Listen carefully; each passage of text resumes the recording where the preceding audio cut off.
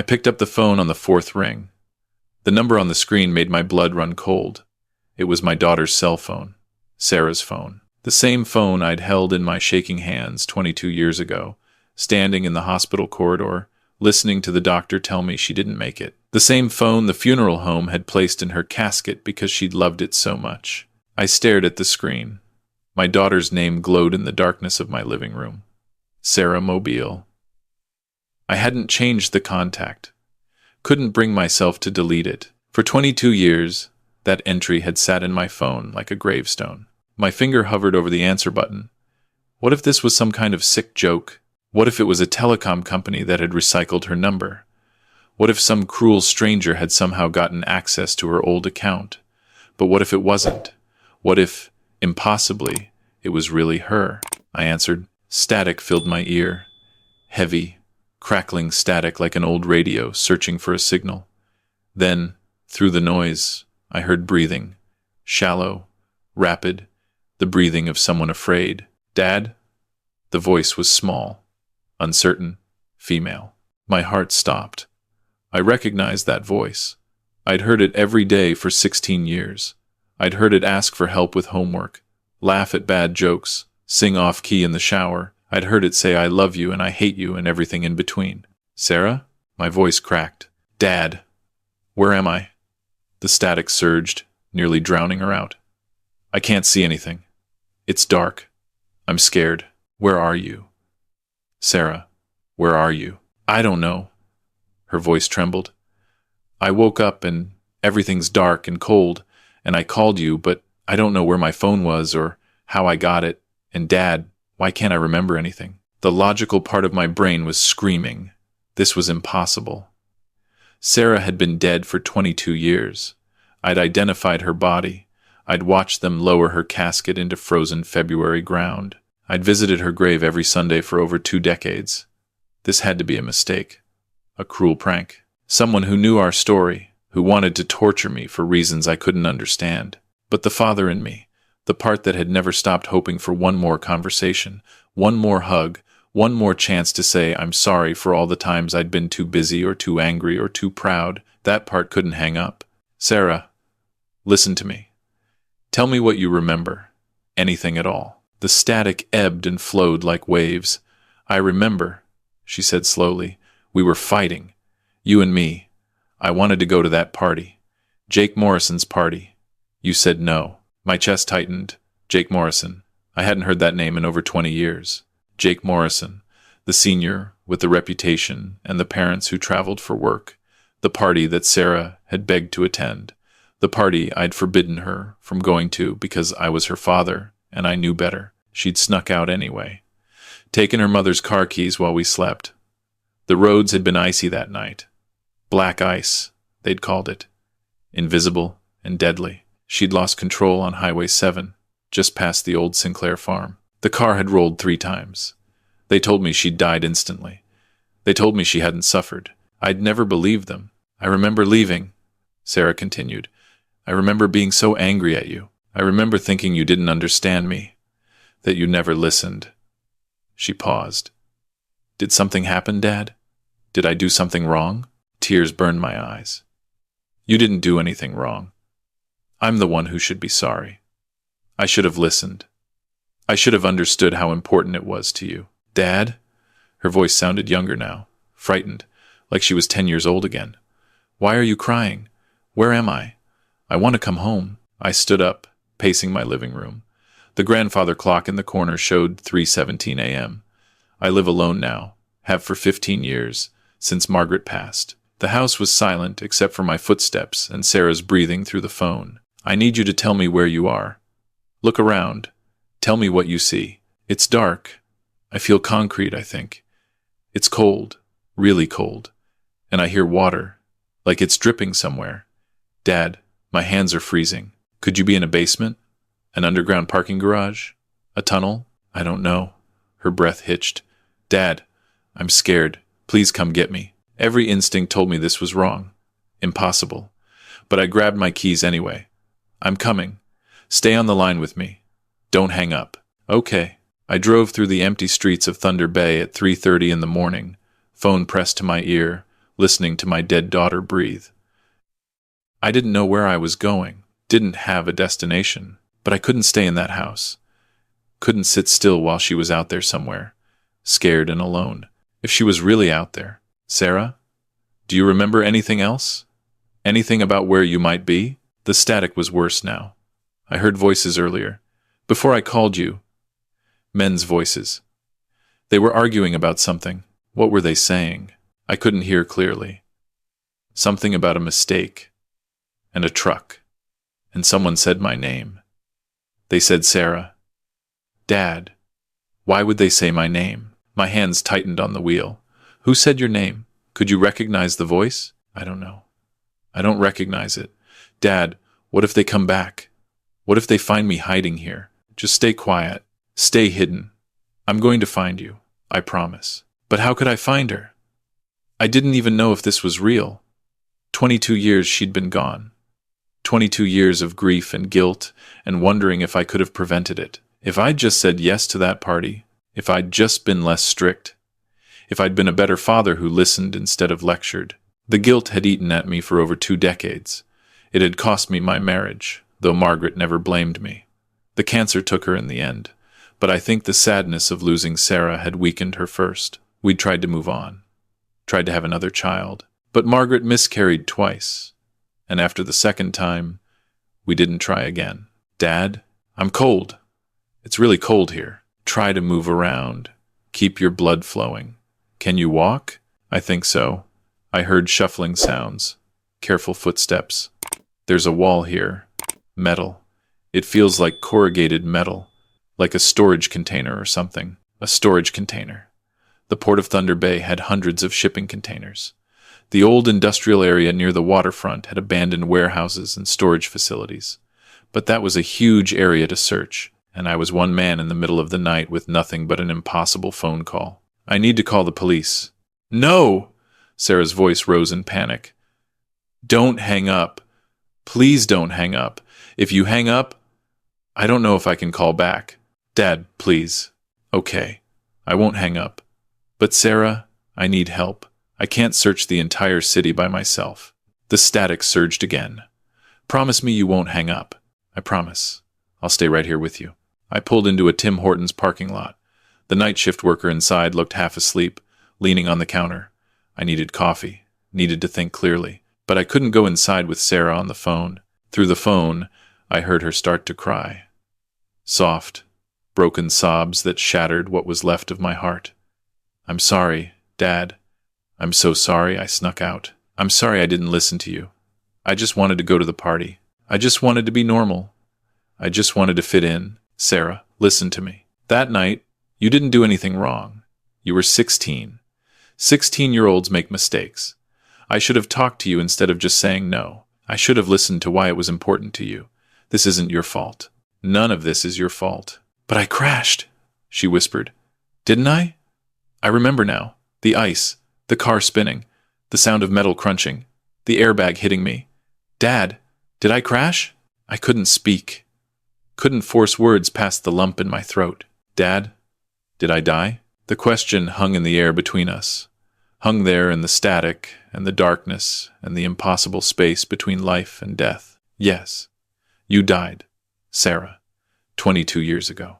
Silence. Not even static. Just complete, empty silence. For a moment I thought the call had dropped. Then I heard her inhale. A sharp, shocked gasp. Then why am I here? Why can I talk to you? Why am I cold and scared and locked in this place? I don't know. Am I a ghost? Am I dead right now and I just don't know it? I don't think ghosts get cold, sweetheart. I don't think ghosts feel pain or fear. Then what's happening to me? I wish I knew. But right now, all I know is that you're scared and you need help, and I'm going to find a way to help you. Even if I don't understand how or why this is happening. The static returned heavier. Dad, the voices. They're back. They're coming closer. I can hear footsteps. Hide. Don't make a sound. Not a single sound. I can hear them now.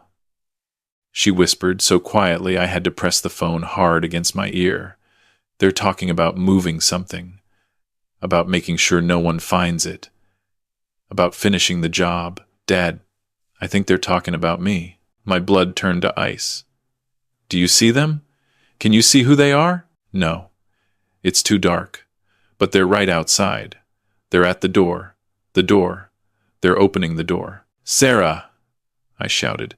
Sarah! The static exploded into a roar of white noise. Then the line went dead. I sat in that parking lot calling her number over and over. It rang and rang.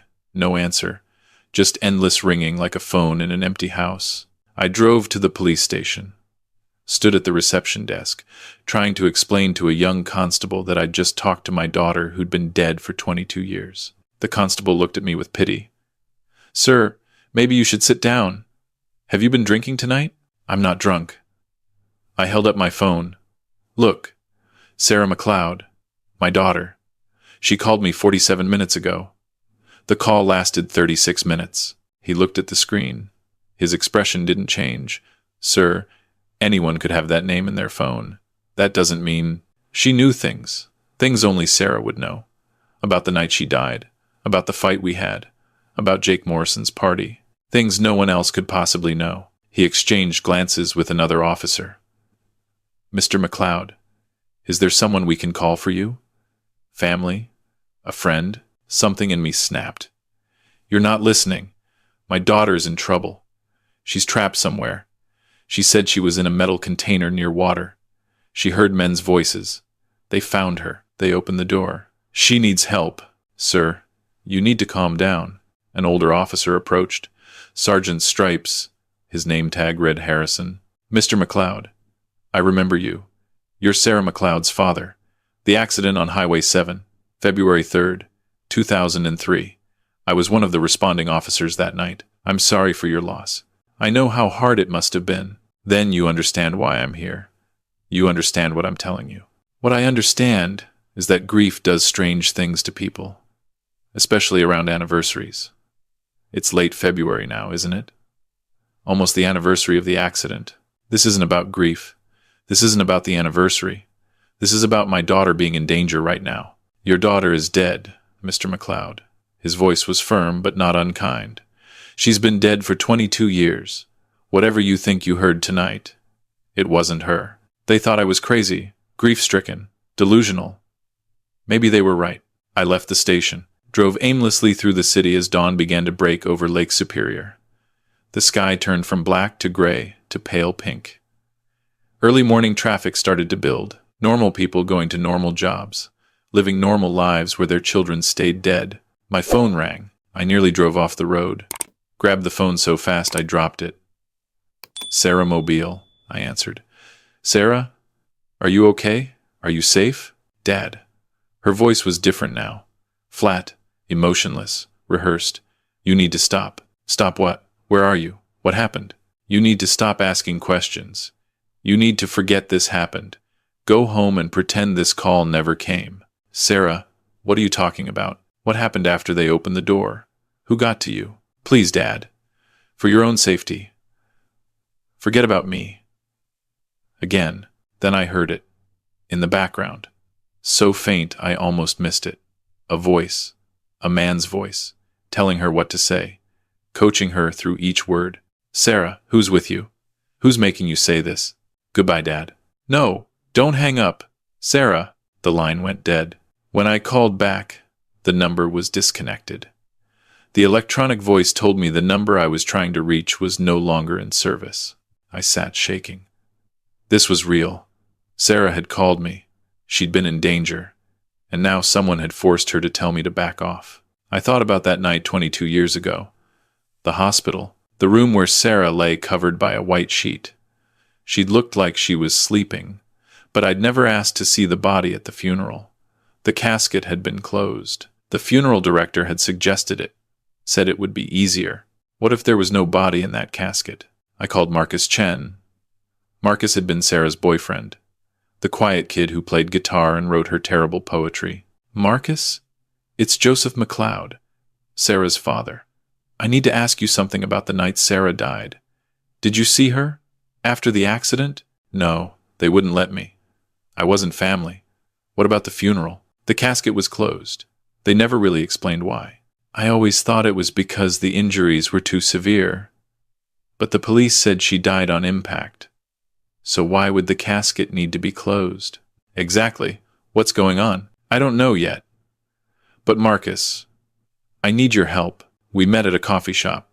Marcus was 38 now, had a beard and tattoos, but his eyes were still sad when he talked about Sarah. I told him everything. The phone call, the police station, the disconnected number. You think she's alive? I don't know. But someone called me from her phone.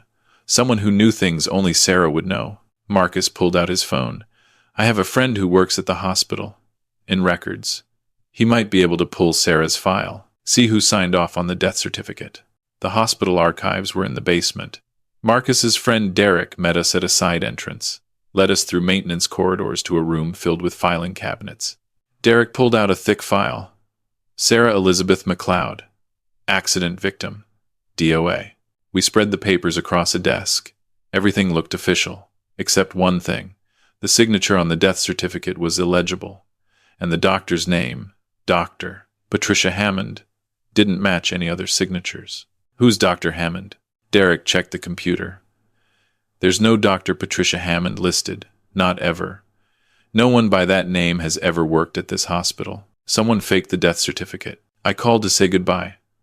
Dad, behind me. Footsteps. Heavy. Multiple. Marcus shouted. Then his shout was cut short. 3 men in dark clothing stood on the dock. One held Marcus.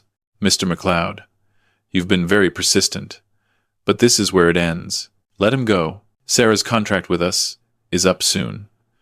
25 years, we agreed. She's been exemplary. We have no desire to cause her distress. What happens after 25 years? She'll be released with a new identity, a financial package, a chance at a normal life. All she has to do is stay dead, stay silent. He looked at me. You're threatening that. So we're giving you a choice. Walk away. Let Sarah finish her commitment. We drove out at dusk. The area was abandoned, rusted fences, broken windows, shipping containers everywhere. We searched for 2 hours, found nothing but empty spaces and the smell of decay. Then my phone rang.